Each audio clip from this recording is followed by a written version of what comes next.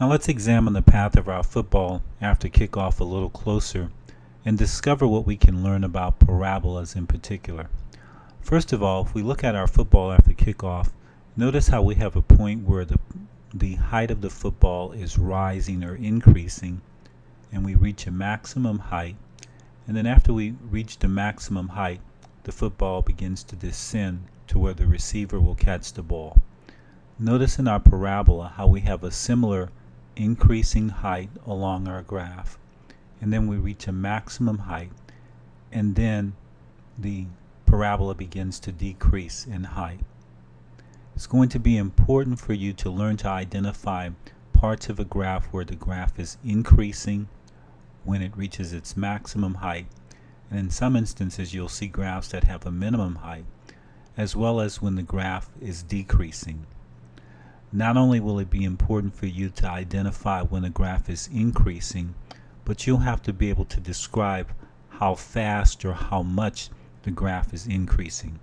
For example, if we look at our parabola from 0 to 1 seconds, our graph goes from a height of 0 to about a height of 14 meters, and then from 1 second to 2 seconds it goes from 14 to 18.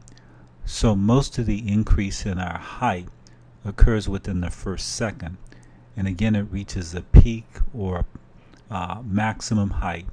This maximum height is known as the vertex, and then our graph begins to decline or decrease in height. And again, you'll have to be able to identify not only the period when the graph is decreasing, but how much and how often the graph is decreasing. If you looked here where we have our vertex or the maximum height of the graph, we have this line drawn through the center. This line is known as the axis of symmetry.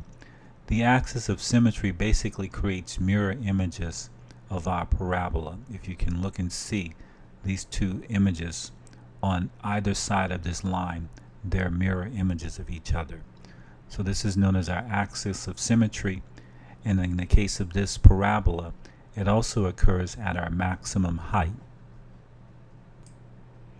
And again, notice in our football, on our football field, a very similar concept where between the 10-yard line and the 50-yard line of the kickoff team, the height of the football is increasing and then it begins to decline.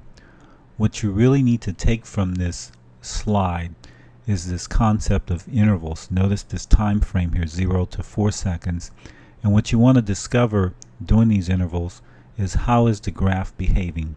Notice in this interval it's increasing, and then in this interval it's decreasing.